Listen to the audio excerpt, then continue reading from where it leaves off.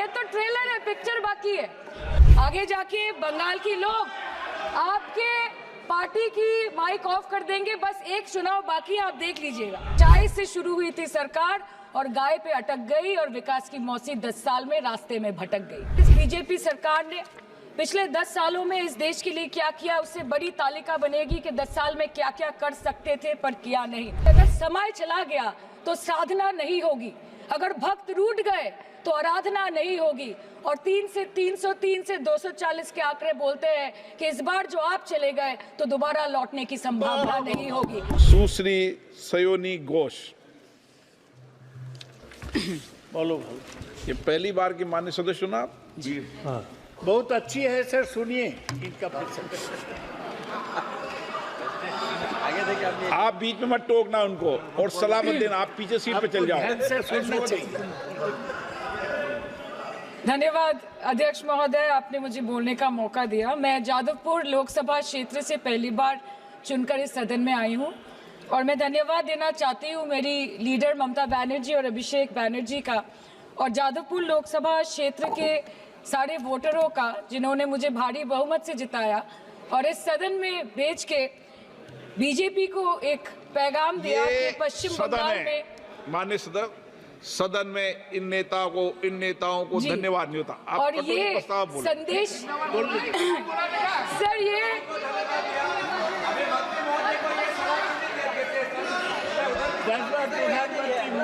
Sir okay sir, no problem sir. बोलो sir मैं धन्यवाद देना चाहती हूँ जादवपुर लोकसभा क्षेत्र के लोगों का, जिन्होंने मुझे भारी बहुमत से यहाँ पे जिता के भेजा और ये पैगाम दिया कि पश्चिम बंगाल में नफरत की रणनीति और धोखेबाजी की राजनीति नहीं चलेगी।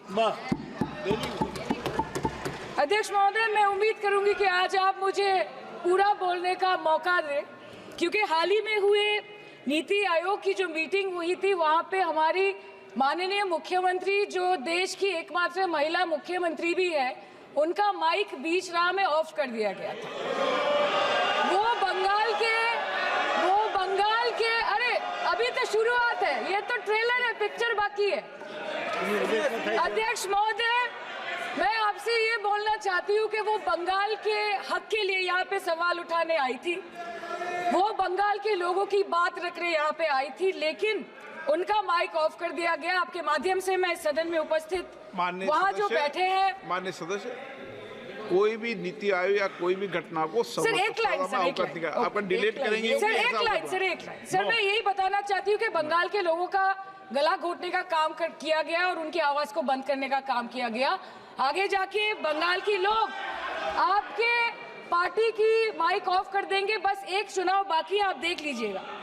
Sir, all India Trinamool Congress इस सदन और इस देश का 3rd लार्जेस्ट ऑपोजिशन पार्टी है और हम आपसे धन्यवाद हम आपको देते हैं कि आपने हमको रेलवे, स्वास्थ्य, शिक्षा और आज ये पशुपालन जैसे महत्वपूर्ण विषय पे चर्चा करने का मौका दिया।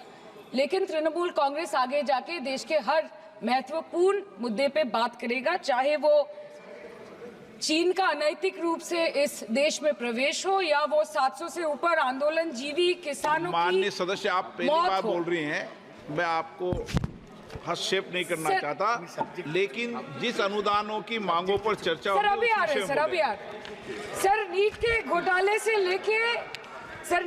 घोटाले से लेके जीएसटी के बोझ तक, एयरपोर्ट की छत टूट जाने से लेके रेल पटरी से छूट जाने तक, तृणमूल कांग्रेस के सदस्य, हर सांसद देश के हर गंभीर मुद्दे पर चर्चा करेंगे। बस यही आपको बोलना था। रिस्पेक्टेड सर, मामाटी मानुष is the Magna carta of the governance of West Bengal and our party, and I feel truly honored that today I've been given the opportunity to talk on a ministry which is intrinsic to the Mamati Manush of the country.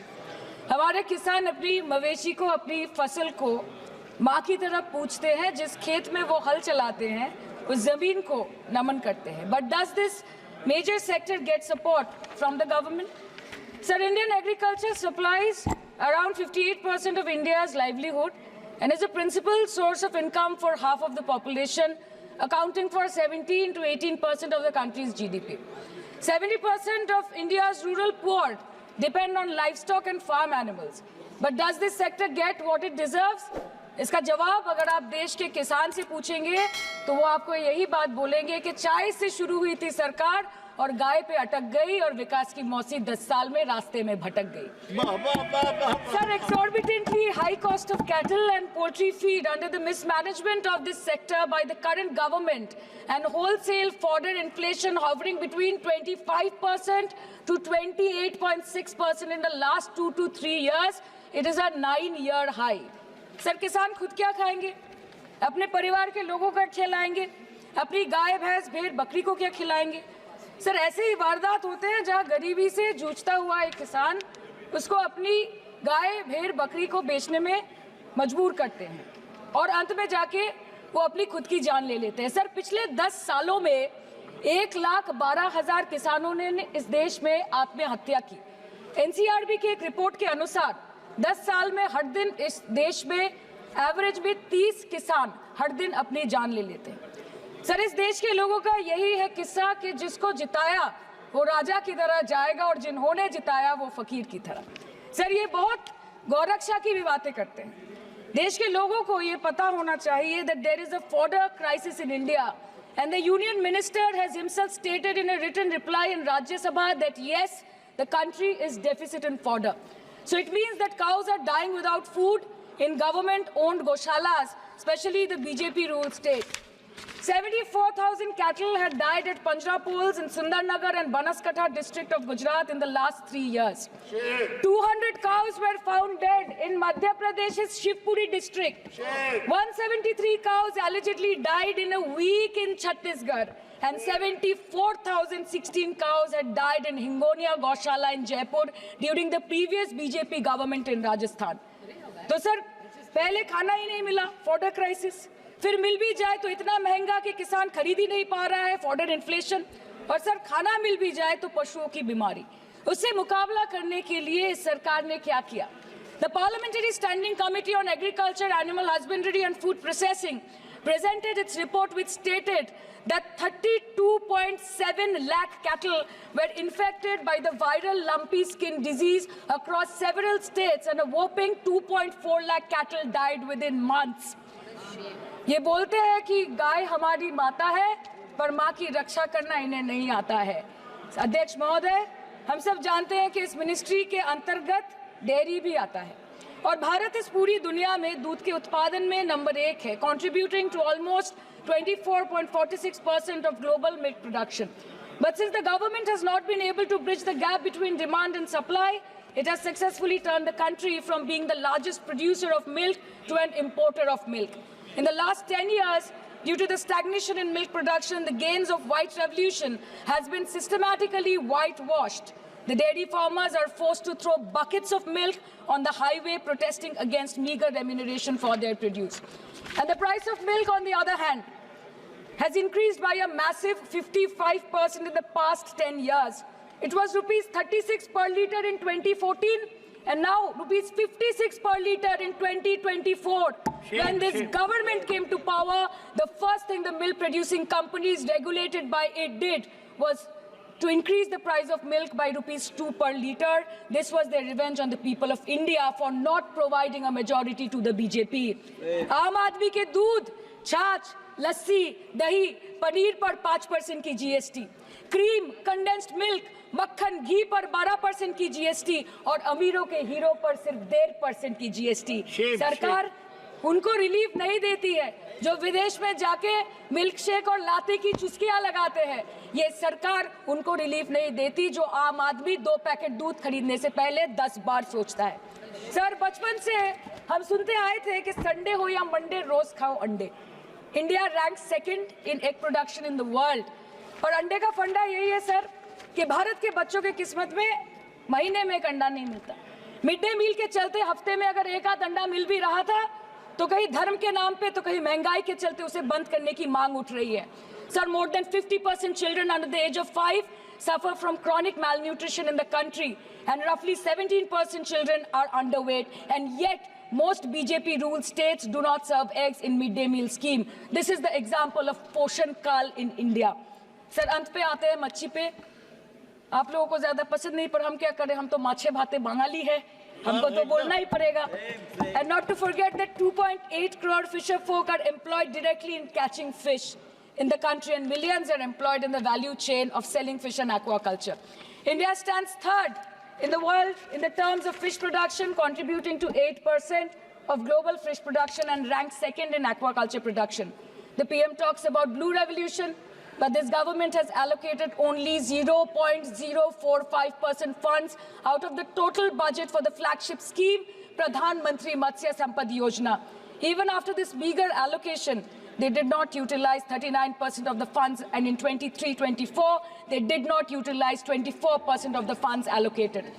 और sir, भले ही सरकार को मणिपुर शब्द से allergy हो, but the fact remains that 1.5 years of lack of governance in the state has led to endangering of the fish species in India's largest freshwater body in Manipur, the Loktak Lake.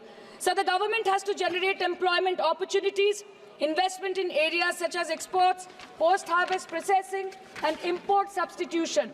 It has to deal with adversities like overfishing, depleting of fish stocks, pollution, disease outbreak, destruction of habitat, and climate change. So my own parliamentary constituency has assembly constituencies like Baruipur, Shonarpur, Bhangor, which are heavily dependent on these sectors for livelihood.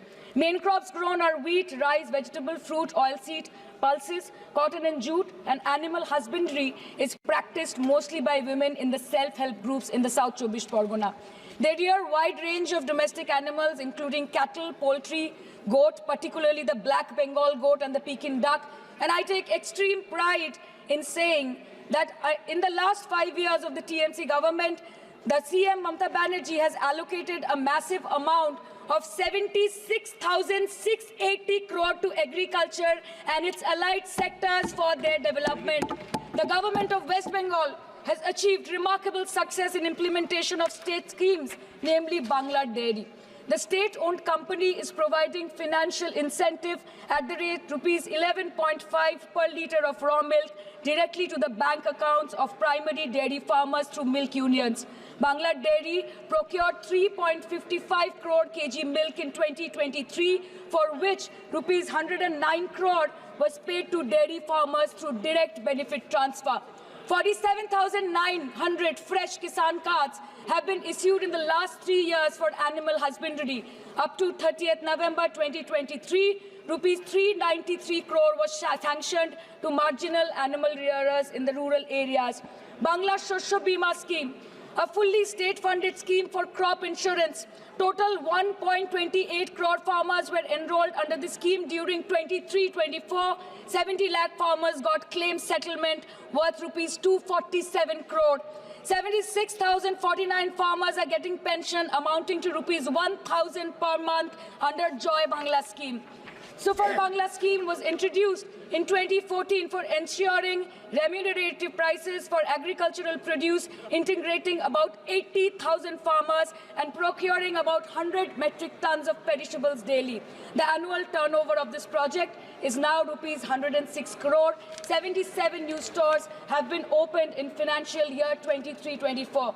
186 Krisak Bazars sub-market yards are running successfully, providing excellent marketing infrastructure for aggregation and ease of marketing. And to be mentioned that West Bengal is one of the largest cold storage capacities in the country at more than 87 lakh metric ton with 620 cold storages. New investment of rupees 239 crore is upcoming in this sector this year with an employment opportunity for nearly 20,000 people. अरे उधर वाले बता इसमें बुरा क्या है हवा के चार झोंके अगर इधर से भी गुजर जाए तो. Now coming to the demands of pending funds from the government of India to West Bengal on animal husbandry and welfare. 50% of the central share, rupees 12.72 crore for financial year 23-24, being the recurring expenditure for mobile veterinary units, is pending with the government of India. Government of West Bengal requested for sanctioning an additional 126 MVUs for 24-25. However, it was regretted, citing want of funds. The proposed central share of 49.93 crore for financial year 24-25 for assistance to states for control of animal disease has not yet been released by the Government of India.